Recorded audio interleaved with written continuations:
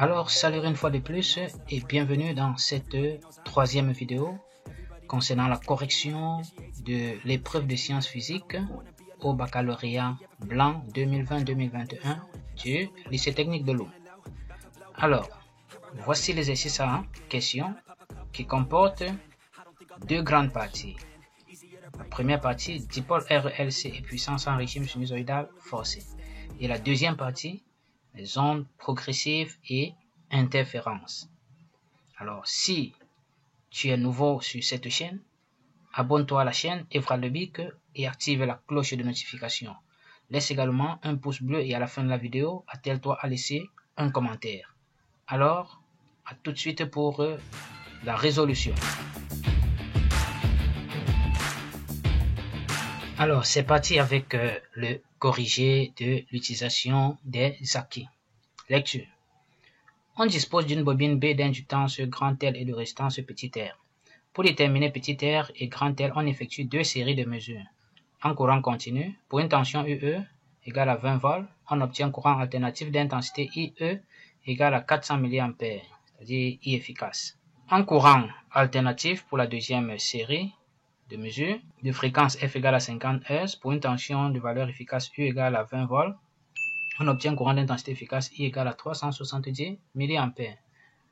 Voilà, donc en courant continu, partant d'une tension U égale à 20 volts, on a I égale à 400 mA. En courant alternatif sinusoïdal, partant de U égale à 20 volts, on obtient I égale à 370 mA. Question 1.1. Calculer la résistance petit r et le coefficient d'auto-induction grand L de la bobine. Alors nous allons donc nous servir de ces deux séries de mesures pour répondre, pour déterminer petit r et grand L. Donc première série de mesures, en courant continu, on aura UE, on utilise la loi d'Ohm aux bornes du résistor, puisque la bobine est résistive. U égale à R fois IE. On tire donc petit r de la bobine. Ça c'est en courant continu. On effectue le calcul, UE sur IE, donc 20 sur 0,400 convertit I en ampères, ce qui nous donne petit r égale à 50 ohms.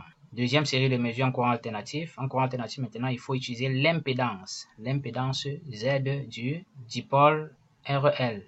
U égale à ZI. Or, pour une bobine résistive d'inductance L, Z est égal à R au carré plus L au carré fois oméga au carré. Alors, on élève au carré pour tirer L. On aura R au carré plus L au carré, oméga au carré égale à U au carré sur I au carré moins R au carré traverse moins R au carré, ce qui nous donne donc ceci. Donc on manipule tout ceci et on divise par oméga au carré, on obtient cette relation qui est dans la racine. Là, il ne reste plus qu'à faire l'application numérique, bien fait. On obtient ceci, et puis L égale à 6,54 fois 10 exposant moins 2 Henry. L'inductance s'exprime en Henry. Voilà pour la première question. Question 1-2. On associe en série une résistance grand R égale à 50 ohms. La bobine B et le condensateur de capacité C égale à 1 microfarad pour former un dipôle Mn que l'on alimente avec une source de tension sinusoïdale de valeur efficace U égale à 20 volts et de fréquence variable. Donc là ici maintenant on associe notre bobine, c'est-à-dire notre dipôle RL à un condensateur de capacité C. Là, on obtient comme ça directement un dipôle RLC. La tension efficace, la tension sinusoïdale de valeur efficace vaut U égale à 20 volts et sa fréquence est variable. On demande de faire, dans le cas où le circuit est inductif, la construction de Fresnel. Bon, lorsque un circuit est inductif, nous avons L oméga qui remporte sur 1 sur C oméga verticalement, parce que R est orienté suivant l'axe des phases. Et L oméga et 1 sur C oméga sont représentés verticalement, puisque déphasés de pi sur 2, qu'on fait court. Donc le circuit étant inductif, L oméga remporte sur 1 sur C oméga.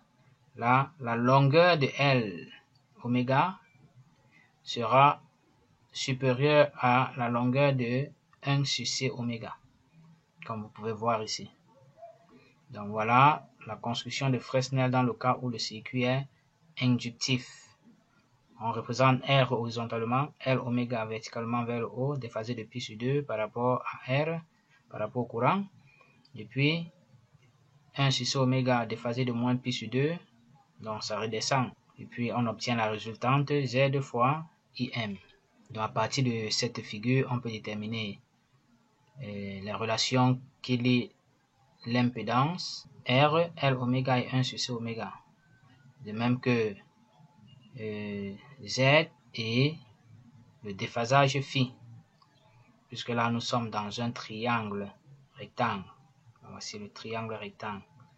Et puis cette longueur-ci, partant d'ici à là, c'est L oméga moins 1 sur C oméga.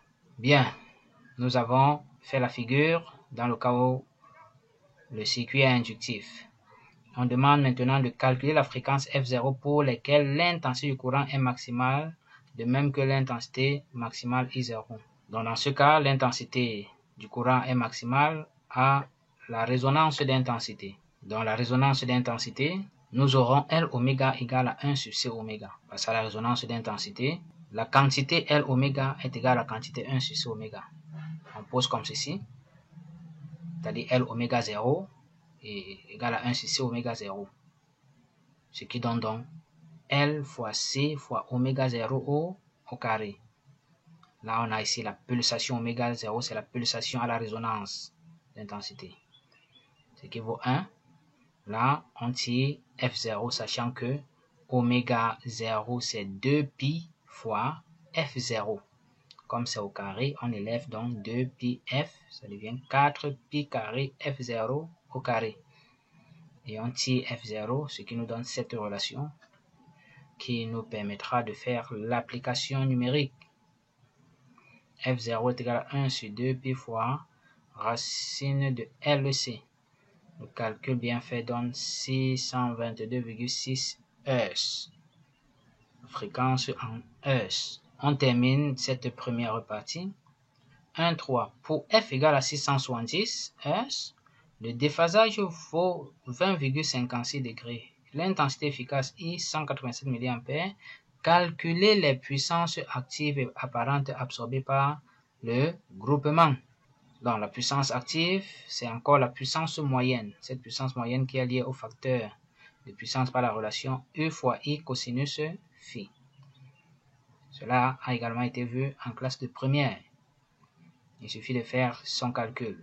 U, 20, I, 0,187 et puis fois cosinus de 20,56. On trouve 3,50 watts. La puissance apparente, elle est notée S. Et S est égal à U fois I. Donc, ce qui fait que si on ne connaît pas, par exemple, UI, dans cette relation, on peut remplacer UI par S. P devient donc S cosinus phi. Donc, la puissance moyenne ou active est encore égale à la puissance apparente fois le cosinus de phi, c'est-à-dire fois le facteur de puissance. Et là, nous avons terminé la partie 1 concernant les dipôles RELC et puissance en régime sinusoïdal forcé. Deuxième partie, onde progressive et interférence. Les équations horaires des mouvements de O1 et O2 imposées par les deux pointes d'une fourche fixée à un vibreur à la surface libre d'un liquide au repos sont YO1 de T égale à YO de 2, O2 de T égale à 2 fois 10 exposant moins 3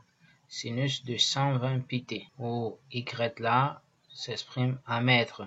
2.1. Quel phénomène physique obtient-on à la surface libre du liquide?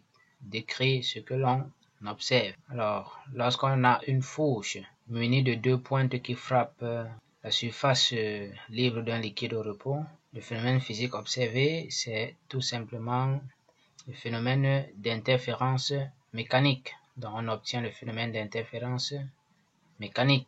Par la suite, on demande de décrire ce que l'on observe. Qu'est-ce qu'on observe donc? Comment est-ce que ces interférences mécaniques se forment-ils? On observe à la surface libre du liquide la naissance et la propagation des rides superficielles et concentriques qui, par superposition entre les points O1 et O2, donnent des franges d'interférence dont les unes d'amplitude maximale et les autres d'amplitude nulle. Donc voici un schéma explicatif ou alors un schéma descriptif de cette situation. Donc, entre O1 et O2, il se forme des franges d'interférence donnant, n'est-ce pas, lieu au phénomène d'interférence mécanique à la surface du liquide. L'expérience se produit dans une cuve à ondes. Donc, dans une telle expérience, nous avons le vibreur, la fourche et les deux points O1 et O2 qui frappent simultanément la surface libre du liquide contenu dans la cuve. Question 2.2. L'équation horaire d'un point M situé à une distance x de O1 ou de O2 est ym égale à A sinus de 120 pi t moins 996 xm. On demande de déterminer la longueur d'onde et la célérité des ondes à la surface du liquide. Donc déjà pour répondre à cette question, il faut connaître l'écriture générale de l'équation horaire d'un point M quelconque en fonction de la période temporelle grand T et de la période spatiale lambda. Donc, cette équation peut encore s'écrire comme ceci. Voilà, y est égal à xm sinus de 2pi sur grand T, c'est-à-dire la période temporelle, fois T, plus ou moins 2πx sur lambda. C'est donc cette expression générale qui va nous permettre par identification de déterminer la longueur d'onde et la célérité. Voilà. Donc, on commence avec la détermination de la longueur d'onde. Très bien. Nous avons 2pi sur lambda. Puis si on veut la longueur d'onde est contenue dans cette quantité, puisque vous voyez l'équation d'en bas, l'équation générale en fait, 2pi sur lambda correspond à 996 et 2pi sur grand T correspond à 120 pi. Voilà ce qu'il en ressort de la correspondance entre les deux équations. Donc, 2pi sur lambda égale à 966 implique que lambda est égal à 2pi sur 966. On tire lambda et on fait le calcul. Là, on obtient ceci. Pareillement pour la célérité, on sait que la célérité est liée à lambda par la relation lambda égale à Vt, où on tire V. V est égal à lambda sur T. Or, qu'en est-il de la période temporelle? Toujours en accord avec cette équation générale, 120 pi est égal à 2 pi sur grand T, ce qui nous permet donc de tirer T. Grand T est donc égal à 2 pi sur 120 pi. Les pi se simplifient et on trouve T égale à 0,0166 secondes. Ce qui nous permet donc de venir maintenant remplacer et de faire le calcul. On trouve V égale à 0,39 mètres par seconde. Que voici. Nous passons à la dernière question. 2.3. Déterminer le nombre et les positions par rapport à I, milieu de O1 et O2 des points immobiles sur le segment O1, O2 de longueur 20 mm. Donc, ça c'est une question également à deux volets. On demande de déterminer le nombre tout d'abord et après les positions par rapport à I, milieu de O1 et O2. Voilà. Donc, première partie, premier volet, nombre de points sur le segment O1, O2. Donc, on sait que le nombre de points immobiles, ou alors le point d'amplitude nulle et de points d'amplitude maximale est limité. Et ça doit satisfaire à la relation D2 moins D1 inférieur ou égal à O1, O2. Nous sommes sur le segment O1, O2. Ainsi, il suffirait tout simplement de résoudre cette inéquation. Valeur absolue de D2 moins D1 inférieur ou égal à O1, O2 signifie quoi? Que D2 moins D1 est supérieur ou égal à moins O1, O2 et inférieur ou égal à O1, O2. Dans d'autres ouvrages, à la place de O, ce sont les S, pour dire source, S1, S2. Voilà, donc on travaille ici avec le contexte de notre énoncé. Pour les points immobiles ou encore les points d'amplitude nulle, la différence de marge, c'est quoi? C'est 2K plus 1 fois lambda sur 2.